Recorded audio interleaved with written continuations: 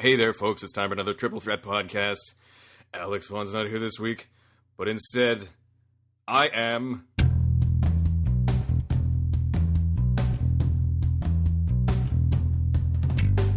Yes, he is. Ian Hanlon is here this week.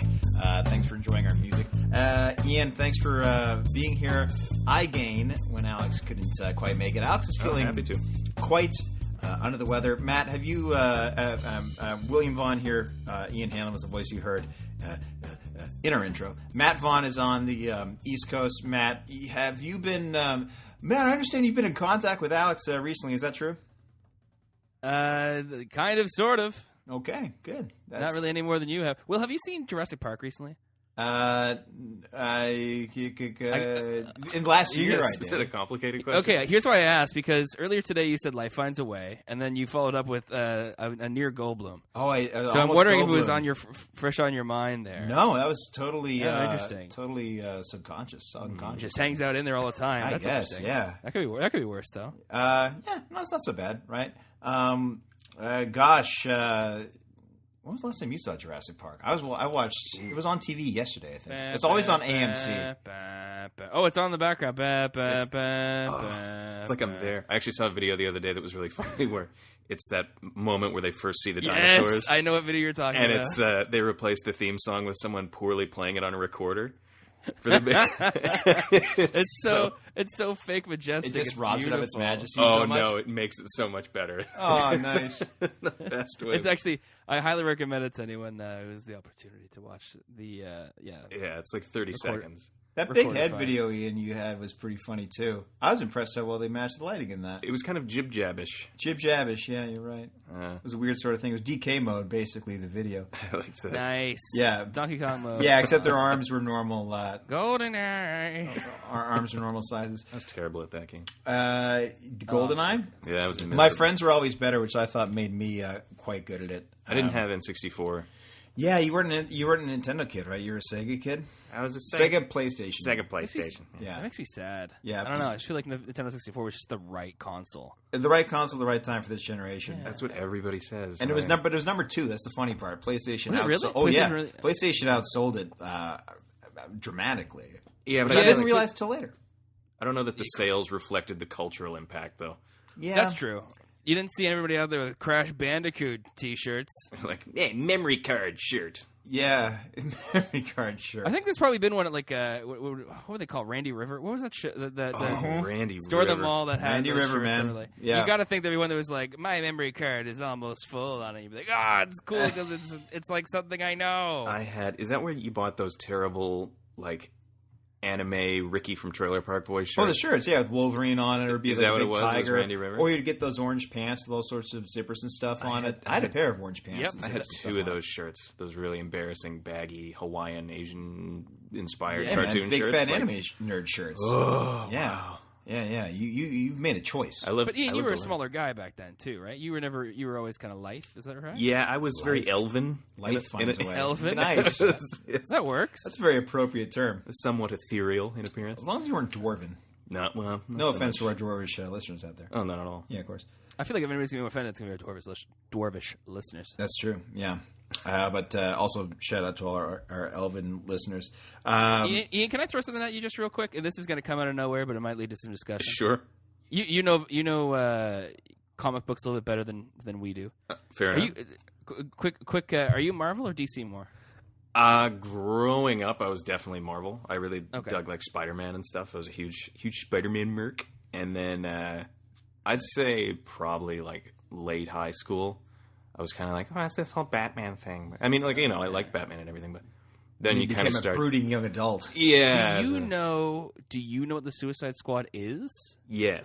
Can you explain it to me? So essentially what it is and to our listeners? It's like the U.S. government goes to the super prisons because they're like, well, we have all these superpowered individuals and they're all in jail. And if we have stuff that like our sort of very publicly endorsed sort of heroes, we don't want them to do, like Black Ops type stuff, they offer these super criminals who are in prison, like life with no chance of parole. They're like, okay, well, you can take on this suicide mission, and if you manage to pull it off, you can get paroled and you can get out. but there's almost virtually no chance that you'll be able to pull it off. So that was the Suicide Squad, was they just get all these convict supervillains and sort of give them a shot at redemption. Yeah. Okay. So why isn't it called the Redemption Squad? It's not alliterative. I gotta say, yeah. The redemption ranks. No. Do you think that they'll keep? I mean, suicide's a bit of a charged word. Do you think they'll keep that for the title for the movie when it comes out? I think so, because I think it's referring to like suicide mission, and I think I think as long as they keep hammering away on that, it's like it's a suicide mission. We can't do this. It's suicide. It's suicide out there. I think if they hit it enough times, they're hoping that they'll take some of the stigma off the. But there'll be irrational people who won't be willing to hear the reasoning. Oh, Fox News will be which is fine. That happens. Yeah, that's what we live with in our society. Exactly. Did you guys see the? So we've been talking about it. We've been talking about it all day, man. We've been talking about Leto. So, what I want to say first is that I'll withhold judgment until I see him and his performance. But I mean, I guess you might as well get this out of the way. I don't like it. Ian, do you like it? No. Yeah, Matt, do you like it? Not particularly. I think it looks very comic booky. That's not a bad thing. Yeah, no, I just think it that's fits. what it looks like. Well, I think to me it looks like someone who's a fan of comic books, like someone who's a fan of the Joker would do that. You know, like that's the way someone would go to like a convention or something. Yeah, it's like I like Joker so much, dye my hair. You know, I got these tattoos all over. I thought it was cool. It's like Michael Jordan getting the Air Jordan symbol tattooed on his chest. Yeah. You know what I mean? It's like Lucas Lee, man. Got me on skateboard company. That's Scott Pilgrim, right? That's Scott Pilgrim, yeah. It's Chris Evans, man. It's Captain America. Sorry, I know that. Okay, I knew all that context there. Yes. Yeah, that seems to be that's a fair thing. Have you guys seen the parody one where it's they revealed Bruce Wayne's out of his costume? Oh yeah. And it's young Ben Affleck with like Batman. My parents died. Yeah. Ham. Yeah, it's pretty funny. On the forehead it says like I am definitely Batman or something. Yeah. Of course, you know, God bless the internet for all its immediate parodies. But I mean, like, yeah, I'm not a fan of the look. I don't think we're going to see him without a shirt. No, all that much. You don't think? What? He's clearly not wearing a shirt there. Yes, it is a publicity photo, though. That's true. It is a publicity photo. Yeah, it's a publicity photo. I mean, the fact of the matter is, I think they're already fighting a losing battle, or way uphill, considering they're like. I feel like people say. Oh, well, you know, Heath Ledger, even after Jack Nicholson's legendary Joker performance, Heath Ledger got in there and he did a good job. I feel like people are ignoring the fact that is probably a pretty big exception. Mm-hmm. You know, you can't bank on exceptions in life. That's just not how it works. Jack Nicholson did a great job as a Joker because Jack Nicholson was already close enough to he basically was just himself. Yeah, we're going to paint your face and just go do your thing. Yeah, exactly. All right, Tim, I'll do it. Yeah. Yeah, that's a questionable Jack. Yeah, it's terrible. Ian, do you have a better one? Do I have a better Jack Nicholson? Yay! Yes, he does. It's not fair. Oh, I knew under that cap, that elvish cap of his. my elven cap. He's wearing he's wearing Link's green cap right now. My gauntlets of impersonation. Yeah. Well, this is going to be the Heath Ledger is an exception. Yeah, he is. I think that's just a fact. He was exceptional. In all meanings of that word. Probably not all of them, but at least two that I could think of. Yeah, but this is the fourth Joker we're going to see on screen, right? Cesar Romero. Are you really calling Romero? Oh, absolutely. Cesar Romero is awesome. Okay, sorry. That's unfair to me. I'm being unfair because it's clearly a depiction of Joker on screen. Yeah, it's a depiction I love of Joker. that he would put the face paint over the mustache. Oh, yeah. He's not shaving for nothing. Which really dedicated this, but not that much. Really shows you how much everyone was kind of like, I'm not shaving the mustache for this. I know it's the biggest thing that I'll ever do in my career, but I'm not shaving the mustache for this. At least Burgess Meredith had Rocky after. That's true.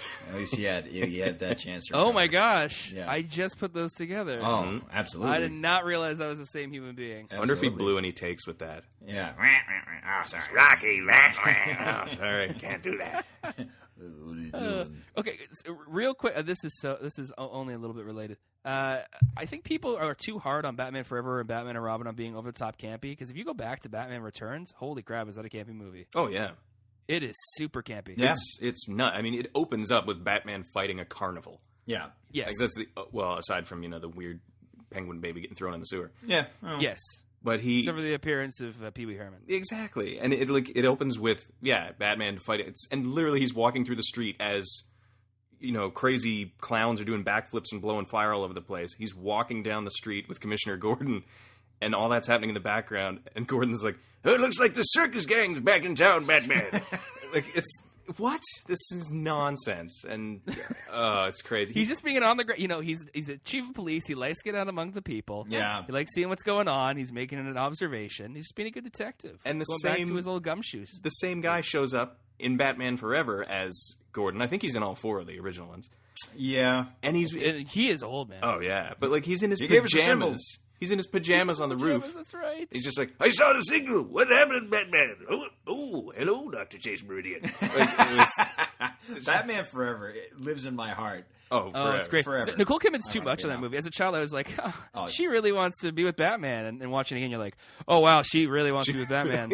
Oh, boy. I don't know if you're a psychiatrist at all. You might need to see a psychiatrist. Black Rubber. Yeah. Try fireman. Has to take off. Okay, Val Kilmer, calm down. I liked Val. I liked all the original guys. Oh yeah. So far, like we're George. batting I was not a 1,000 fan. for Batman. I know. Clooney was great as Bruce Wayne too. Yeah, I liked his Bruce Wayne. Actually, that's true.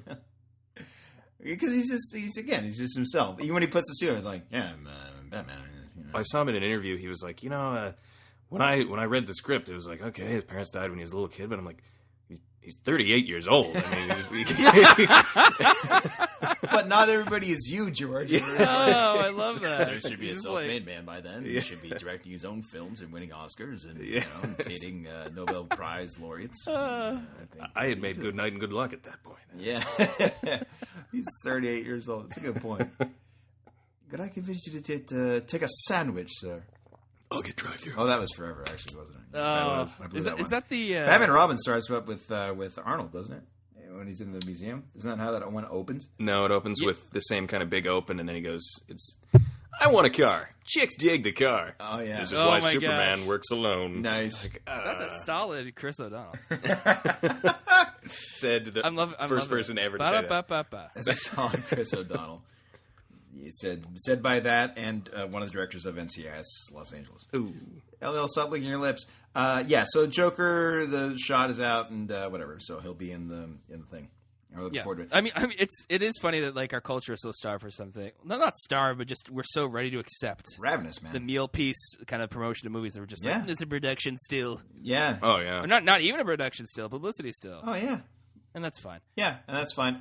Well, you said something this week about the Man of Steel kind of viral video that was going around a little bit. that color one. Did you watch Do you that? want to explain that one? Yeah, I've seen a little bit of it before. Yeah. Something Ian sent me. It's actually quite a well done. I'm not sure what the group is, but I think the guy put together a nice little video just about if Man of Steel was actually not as color saturated as it ended up being, because obviously it had a very dark tone, it had a very dark script. But above all else, had a very dark look overall, right? Mm-hmm. And this was basically just simply change the colors so the grass looks green, the sky looks blue, and then everything else kind of falls into place. And changes it a little bit. I mean, all the shots they showed in that video were all very actiony, fun shots. They actually cobbled together a pretty fun-looking thing, but I'm not sure if it would have affected the movie all that much. No, it did make it look a little more, as you say, the word that came up like 3 times was fun. It just seemed a little more fun. Yeah. And one of the things the guy said in the video is he's like, Superman's supposed to be flying through blue skies, not gray ones. Yeah. So that was kind of neat to have them,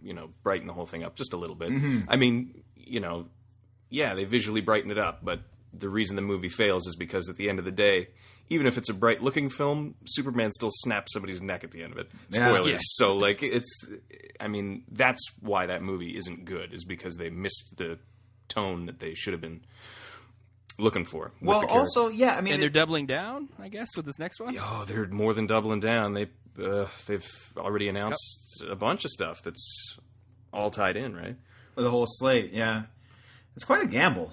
But I guess they're kind of looking at Marvel and being like... Kind of, though. I mean... But people are going to see these movies because we'll go. regardless. I'll go. No matter how much I didn't like Man of Steel, I'm going to go see Batman and Superman. BVS, yep. Dawn of Justice, yep. Going to see gonna be there. Suicide Squad, even though be I'm there. like, man, Joker looks dumb. I'm going to go. So it's... I've seen worse. Yeah. Most likely. I've seen I've much seen worse. worse. Ian and I this week saw something terrific. Oh yeah, we finally saw Furious 7. Yes. And okay. I want to hear the thoughts on that. It was fourth weekend in a row. It was in the top of the box office. Oh, it's made a screwy billion dollars. I mean, it was fun sitting with Ian for the opening credits because the credits come down. It's like, all right, Vin Diesel, Paul Walker, Michelle Rodriguez, it's like all these people are in it, and I think there were.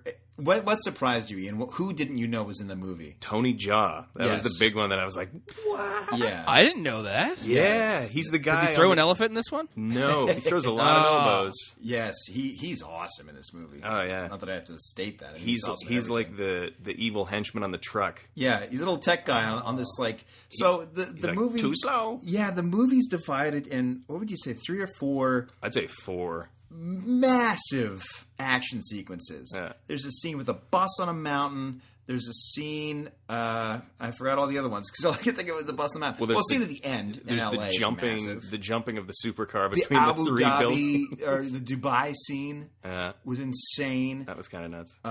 Yeah, it's so over. Still don't understand why the brakes. He's just like no brakes. No brakes. Okay. Yeah. All right. So this and I'm trying to remember what opened the darn thing. But it was some big action thing. But anyways, yeah, Tony's involved with the bus on the mountain. That scene was insane. There's so much someone jumping from a window of a speeding car into the window of another speeding car. There's so many cars just going off cliffs, rolling, and people just get out and like, oh wow, that was rough. Like, here's the thing: at least superhero movies kind of explain the massive amounts of massive amounts of damage that these superheroes can take. Because it's like, well, Captain America has a super soldier serum and he can recover quickly. He's beyond human. He's beyond superhuman. Tony Stark, he's in a suit.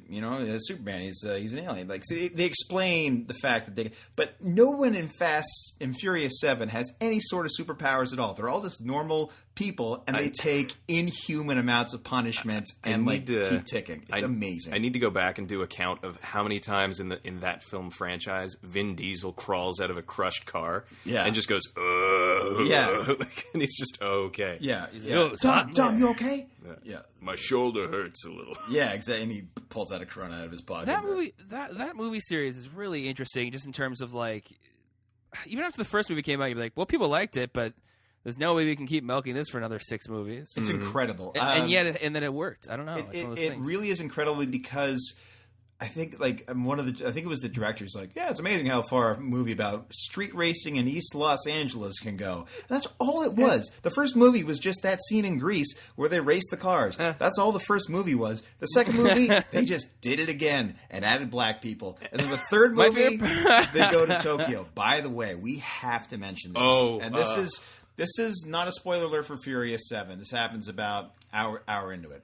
Okay, so seems like we'll talk about the timeline of the Furious movies, by the way. So in It's Tokyo great. Drift, which is the third movie, a character named Han, whose last name, by the way, if you didn't see the screen cap, Was it Solo? it was Solo. Seoul, like South Korea, and then dash OH.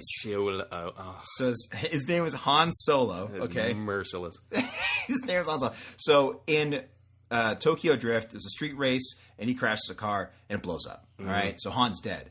But then in Fast and Furious, he's there. Well, because the character was so popular that they went, okay, we'll go back in time, and this takes place before. Yes, Tokyo Drift. before. So they do 3 movies. They do 4, 5, and 6 with Han, and then at the end of 6, they show Jason Statham blowing up his car and giving Dominic Toretto, you don't know me, you woo, you woo, you woo. He does that whole thing. Anyway, so Vin shows up at the end of Tokyo Drift because he wasn't in Fast and Furious. No. Right? He said he wouldn't come back. Too Fast, Too Furious he didn't do. Too Fast, Too Furious, pardon me. Fast and Furious he did, which was after Tokyo Drift. Are you staying with me? Anyway, so he's in Tokyo Drift. He shows up at the end. He's like, you want to race a car? And they have a scene in Furious 7 where he's in Tokyo. So it's Lil Bow Wow and this other actor, I can't remember his name. He's some little Southern kid, right? Yeah. Who's in Tokyo Drift. Like, But I'm they a use race. And so they use the same actor. clip. They used the clip. Use a clip from Tokyo Drift. So he's 27. Yeah, because that was from 10 years ago. Mm-hmm. And then they cut to a scene where he's talking to Vin Diesel, and it's him today. And he's clearly like 14 years older. Yes. And he's like, his voice has dropped like 2 octaves. Yeah, he's like, hey, man, I just like straight rice. And then he's talking to Dom. He's like, oh, hey, man, he just crashed his car. And it looks like he's gone through some, rehab at some point. Yeah. He's kind of like put his life back together once or twice. Ironically, he crashed and burned, but he came out okay. But that was definitely a take you out of the movie moment. It was so funny. And yet it fits. There's so much ridiculous, like, Rock has got some hilarious stuff in Furious 7. I was surprised at how misogynist they made him kind of sound. Because the amount of lines he has that start off with, like, woman! Yeah. He's got like 5 of those. Yeah, well, Jesus said that a lot, too. So. Yeah, that's true. Yeah, he's very Christ-like. He's respectful in the ancient... Oh, absolutely. Culture. So, he's in... so Tony Jaa's in it, and he's awesome, obviously. Obviously, he's awesome. See, I didn't even know that. That's fantastic. Kurt Russell is in it. Mm. And I heard that. Kurt Russell is... Kurt Russell's great. He's just like, I'm just here. It's fun. They're still paying me to be in movies. Can you believe it? His face looks like a catcher's mitt. I'm all cracked. I'm crackly. He's awesome. I love Kurt Russell's great. And also, Rhonda shows up again. Ronda Rousey. Who's good in the action scenes, but she's like, they even try to give her these cool like lines. By the way, she's getting worse. She's getting worse.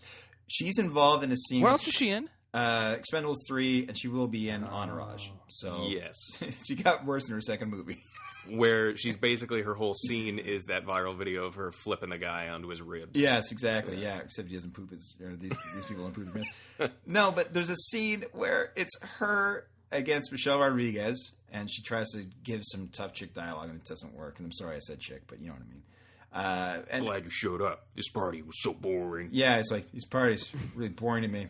It's like, oh, come on, just don't try so hard. Yeah. But she and her team of Arab ninja women fight Michelle Rodriguez. Oh, the guy's secret police police force. It's amazing. They just flip right in. It's the most James Bond thing. Totally. Oh, sorry. I didn't know I'd be fighting so many beautiful women. Yeah. And then they get him in a wrist lock, and he's like, oh, easy ladies. Like that kind of, oh, man. This is how I get out of it. Yeah. And it's just... It's great, though. It's hilarious. It's so over the top in all the best ways. But it's like the action is like really good. Yeah. Shout out to the sound people who make the punches sound awesome and the smashes sound great. Like, oh yeah, movie theater sound was top. It was top notch. And there were so many excellent punches thrown by the cast of characters who, by the end of the 7th movie, are all kung fu experts. All kung fu. Ludacris is a kung fu expert somehow. Michelle Rodriguez, somehow she's a kung fu expert. Ludacris manages to dismantle like some sort of mercenary, like a top level mercenary. Yeah. And in the second movie, he's just like, I know computers. Yeah, you're like, okay. And Jason, that was already a stretch. And Jason. Yeah, he's got autotune himself. Oh, his name is Ludacris. And Jason Statham plays the bad guy, and he shows up in every scene. We're actually spoiling the crap out of this. But yeah, I don't know if you haven't. Retroactive spoilers. I mean, come on, it's an action movie. Maybe it's been out for 3 or 4 weeks. Sure, yeah. And maybe somebody dies, maybe they don't. It doesn't matter. Is the person who might die the person who died in real life? Maybe. That's what we won't comment on. That's what we'll I will say, whatever happened with that person who died in real life, I thought was handled tastefully. Very tastefully, yeah. As tastefully as they could have. Very tastefully. Yeah, It was nice. It was nice, but I think I've heard rumors of a Furious 8. Oh, well, this one made all the money, so I can only imagine. There's zero chance they don't do Furious 8. Yeah. I think these movies must be very successful overseas just because it's just... Massive. That's where like, if they do I think they did $250 in America and they did $750 overseas. Oh, yeah. That was the split. And, yeah, that's the reason they make these action movies. Mm-hmm. That's why Everybody Transformers... loves cars. Yeah, and Transformers, man. That's why Transformers did so well, because, you don't necessarily have to speak English to understand... I mean, what are the most popular foreign movies out here? The Oscar-winning movies? Not necessarily. Mm-hmm. It's Jackie Chan in Police Story 1. I love that movie. Answering all sorts of phones. Yes. Wait, I've never... What is Police Story 1? Ian? Oh, you got the floor. He's a cop, but he's not any normal cop. He's Jackie Chan as a cop. And in one scene, he's gotten himself into so much trouble. He's got himself in hot water. That they say, all right, Jackie, you just stay here and answer the phones. And it's I'm going to say 5-minute scene of him in a rolling chair trying to answer like six corded phones at once, and he's just flying around the room answering them and like putting people on hold. There's amazing fights in that movie and like stunts, and that's the best part of the movie. Yeah, that's the best part. Is him like sliding around answering all these phones. It's amazing. It's like Buster Keaton or Chaplin. I bet dollars to donuts. It's on YouTube somewhere. Oh, guaranteed. But it's definitely worth checking out. Yeah, it's fun. But like, our favorite movies out here are the foreign ones because like, all right, some subtitles. And, remember when Crouching Tiger, Hidden Dragon came out? It wasn't we really like the dialogue. I don't know what that movie was about. It was about a jade sword or something. You literally fly away at the end. Yeah. And you're like, what? They can fly? What? This guy should do the Hulk. Well, he liked that because of all the flying and the magic. And the magic. Oh, God. Speaking of Hulk, Avengers. Yeah, we'll have a review next week, right? Yeah, well, it's already opened overseas. Speaking of the overseas, and it's made over $200 million. Oh, good for them. Yeah. So there's reviews. There's early reviews. I haven't read any. I don't care for reviews. Yeah, they seem to be favorable. I stopped watching the trailers. I just want to see it. And I want to see the movie. I doubt that I'll be like, worst movie ever. Oh, absolutely not. It won't be Michael Bromley in Spider-Man 2, that's for sure. No. Although I have found that having gone back and trying to watch the first Avengers again, not as. I thought it was awesome. I went back and I watched Avengers 1 and what's it called, 3? Iron Man 3. That's right. What's it called? Exactly. Iron Man 3. Mario Brothers 3. Did you pick up an old Nintendo? And I got Teenage Mutant Ninja Turtles 3. But Turtles in Time? No, Turtles in Time is a video game. Where they get the lamps? That was sweet. They go through time in the third movie, though. Yeah, but that movie wasn't sweet. Yeah, Turtles in Time was a good game. Yeah, that's a great game. So yes, and I'm going to watch Winter Soldier right before I go see Avengers. But the first Avengers, I mean, they takes a while. They got to assemble, and then they kick some butt in New York. I thought it held up relatively well. I mean, it's good. It's a great movie and everything. It's just it doesn't improve. No. All the best parts were the best parts. You remember, it's like, oh yeah, that, oh yeah, that, oh yeah, that, and it's long. It is long. It's a long movie, and you start to realize like, oh man, that fight at the end, that's like 2 hours from now. Yeah. And there's just I don't. It's a long road to hoe before it gets there. It is, and I mean, it's fun along the way, certainly. But the scene on the Avengers on the Shield plane was really cool. But I find like the whole bit where the opening I find is kind of boring. The escape from Shield or whatever. Yeah, and then which is weird because the building blows up and collapses into a space-time. Yeah, and as much as everybody likes him, and as much as I think he is the best villain that Marvel's done so far, Loki monologues a lot. And once you've heard them once or twice, you're kind of like, okay, I get it. Yeah, Get on with it. Get on with it. Get on with it. That being said, though, he's the best villain they've done for the movies so far. But I would say that the best villain that Marvel's done lately has been Vincent D'Onofrio on the Daredevil series. Yeah, everyone's that's a real buzz. Matt, have you checked that out yet? I haven't. I haven't. Is it worth it? Oh, it's so good. Yeah, a lot of people like it. It's whole really lot. good. It certainly sounds like the best comic book show to come out because is it better than my favorite Marvel movie, which is Daredevil, the original Daredevil? Yeah, Ben Affleck. I watched it at the director's cut a little while ago with Coolio. Not terrible. It's less Evanescence would make this movie better. I want to see the Elektra movie that Jennifer Garner did. I watched. They were selling that at HMV yesterday at the Micmac Mall. How much? In Dartmouth, Nova Scotia. Is it like $8? Oh, $8. Still too much. $8 seems way overpriced. Still too much. Yeah, it's 8 times higher than it used to be. Yeah. Sorry, Jennifer Garner. Yeah. Nope. No offense, Jennifer Garner. Real quick. A video game update this week. The new Mario Kart DLC has come out. Oh. Yeah, so I got those Animal Crossing courses now. Very excited about that. But wait, what? I thought you said there was Mario Kart. What's this Animal Crossing? What's your Animal Crossing doing in Mario Kart? It's crossing over, man. You got your Animal Crossing in there. It's Animal Crossing over. But they've You've already crossed me over. Are you doing head over feet? Inside of me. Man, we listen. Whoa. Head over feet. Is that on Jagged Little Pill? That was my 95 and 96. This album was a beast. No, but Mario Kart, so they got the new courses, which are great. Good to have new courses. But they also introduced this on April Fool's Day, so I thought it was a damn rib. But they introduced 200cc, which is ridiculous. Way too many C's. It's too many CCs. Because, for years, Mario Kart obviously did, 50, 100, and 150. And they got 200. It's very difficult, but it adds... How do you get worse than Rainbow Road? You add another 50 cc's. Add more space and less bumpers. But here's the thing. The leap from 100 to 150 is 50%. So you got to imagine the leap from 150 to 200. That's only 33%. That's not so bad, right? But it's very difficult, 200 cc. But it adds more playability to the game. So I would imagine. So kudos to well kudos done, to Nintendo. Nintendo. Yeah, it's gonna take a while for me to 3-star all those courses. God, especially the new ones. I can't 3-star the 50 cc's. Yeah. Oh, yeah, brother. I'm Yeah. lucky to end up with 1 star. Oh, man. I'm bad at racing games. That's okay. I don't see race. I just see everybody as the same. Yeah. See what you did there. Oh, boy. Good boy. I see everybody as the same color. Also, Bad at racial games. I'll tell you who's bad at what. The Vancouver Canucks are bad at holding a 3-goal lead.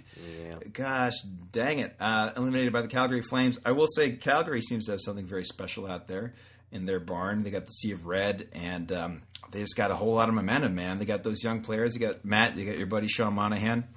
Yep. And Sean Monahan's buddy, Sean Monahan. But, yeah, they look like they got something really special. And I'm not just saying that because they eliminated us. And this is the third time we've given out the stat today. Ian, you've already heard it, but I'm going to say it anyway. The last 3 times the Canucks and Flames have met in the Stanley Cup playoffs, the winner has made it to the final. It's true. So, we'll see. Classic stat that doesn't really mean anything. Exactly. right? More coincidence than anything forecasting wise. But it's good for a bar. If you're at a bar and you're at the Flames games on, and just Good like at a bar. I love that. It's good at a bar. Hey, It's like, hey, how you doing? What are you drinking? no, here's a you little say tip. it to a guy next to you. You've had 2 beers. I'm basically a fortune teller. Yeah. So let's see. Vancouver's out. Ottawa's out. And Pittsburgh's out. Pittsburgh's out. And That's an early that's a one. bummer. Yeah, It was Pittsburgh announced, was over whooped. the weekend that Sid's going to play for Team Canada, which is good. Which he's only had the chance to do this year because he's not in the playoffs anymore, which is a bummer. Yeah, and I think in past years too, he might have been maybe too hurt to play, or maybe they wanted to kind of keep an eye on him or something. I'm not sure, but yeah. I mean, Okay. Give me just real quick on the Penguins. There's a lot of talk of let's flip this thing over. Let's keep Malkin and Crosby. Let's take a look at everybody else. And I understand that sentiment, but I don't see how it happens. You can't just go overnight and go from a contender to a better contender by flipping it over Buffalo Sabres style. Usually there's pain in the middle. oh, it's going to be pain.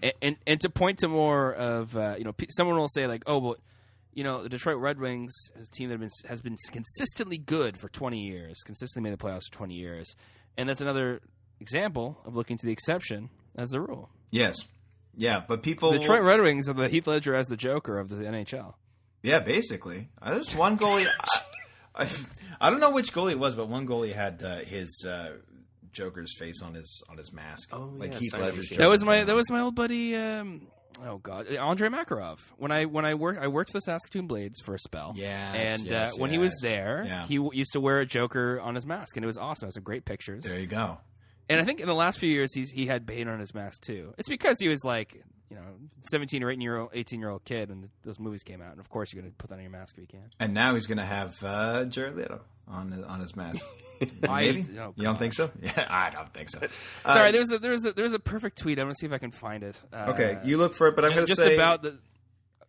Oh gosh, sorry. Yeah, go ahead. No, I was just going to say I think there's pain in the future for the Penguins. I think it's going to hurt for a little while, and we'll see what happens. But yeah, I mean, obviously Detroit is an exception, but they got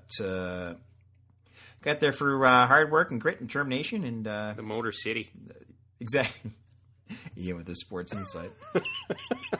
All you got to do is like, oh yeah, the Blackhawks, huh? Windy City, huh? Windy's. Yeah, the Penguins, huh? Steel Town, yeah. Yeah. The Flyers. Steel Town. Love those cheese sticks. Cheesesteak. Yeah, That's a good cheesesteak. sandwich. Yeah. Not good for you. Not good for me. Real quick about the Joker. There's a tweet that I found that apparently has since been plagiarized many times online. But someone said, "Oh wow, I can tell this version of the Joker is a real bad dude because his origin story involves falling into a vat of hot topic." From at Brock Wilbur. Brock Wilbur. Brock Nicely Wilbur. done, Brock. Nice. We know I'm you're gonna Brock give- Lesnar secretly. Yeah, tweeting from your ranch in Minnesota. I don't want people to comes know the I know pee. about this stuff. Finger's too big. Text for me. To imagine Brock Lesnar tweeting brings great joy to my heart. It does do this. It does do this. Well, I don't know. Well, guys, what do you think? This is a good one? Yeah, it's a good one this week. We talked about Philly cheesesteaks. Yeah, we talked about cheesesteaks. Talked about nicknames. Did we talk about nicknames? We sure did, champ. oh, brutal. Champ. Man. And this is Chief here. Yeah, it's the boss. That's who that is. Yeah, that's who that is. Yeah. Yeah, C3PO. Matt, anything you want to plug this week? I have a podcast. My brother's called Triple Threat Podcast. You can find it on iTunes. Wait, are all Subscribe three to brothers that. on there? What's that? Are all three brothers on that podcast? Almost all the time. Almost all the time. This has to be mentioned that Alex has officially now the worst attendance record of all the Triple Threat podcast members. I don't think that's... I mean, he's ill. He was ill. He got sick because he went to lunch with a baby, and now he's ill. Oh, baby lunch. Did the baby pick up the tab at least? No, it's a baby. Can't pick it up.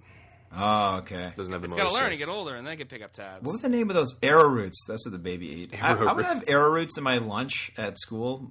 Parents would pack it for it, and people would make fun of me. They'd say they're baby cookies, and I would say, I don't care. It's delicious. They are delicious. Arrowroots are really good. This podcast brought to you by Arrowroots. Whether you're a baby or not, Probably eat them. yeah, probably eat them. Also, we're also sponsored by the TV show Arrow and the clothing store Roots. Yes. Nice.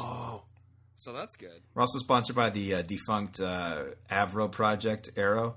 Remember that plane they had in the And Eaton's. For all your shopping needs. Okay. Here's real quick, and I think maybe if this doesn't exist, someone should make like an @Eaton's on Twitter, just like pretend to be that brand, tweeting from like 15 years in the past or 20 years, 30 years ago. Yeah. Great deals here, only from March 28th to April 2nd, 1978. Briars and golf clubs. Eaton's. That probably The exists. tiniest toy section in existence. Yeah, that's why I went under, man.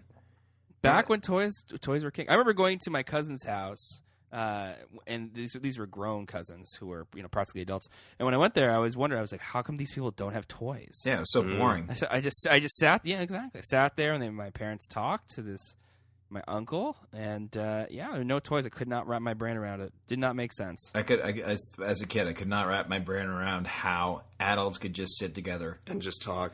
And then I realized they had alcohol, so that's what made it exciting. Well, because parties, as a kid, I remember just being like, how do you call this a party?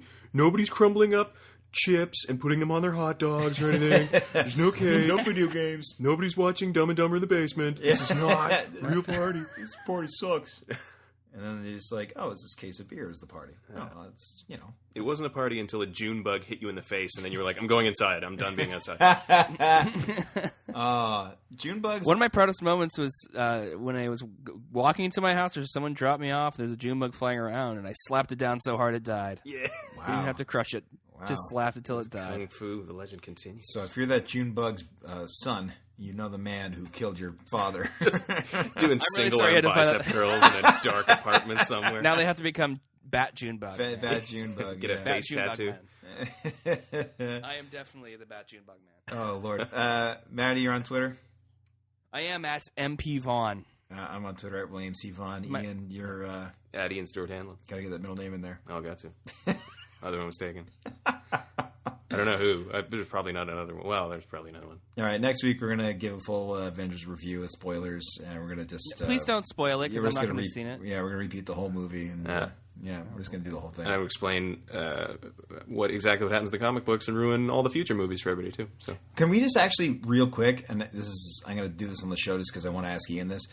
The Infinity Gems, right, that we've been presented with so far, the Tesseract, the Aether, right, from Thor Dark World, because he gave it to the Collector at the end. These aren't spoilers. These are on movies that exist.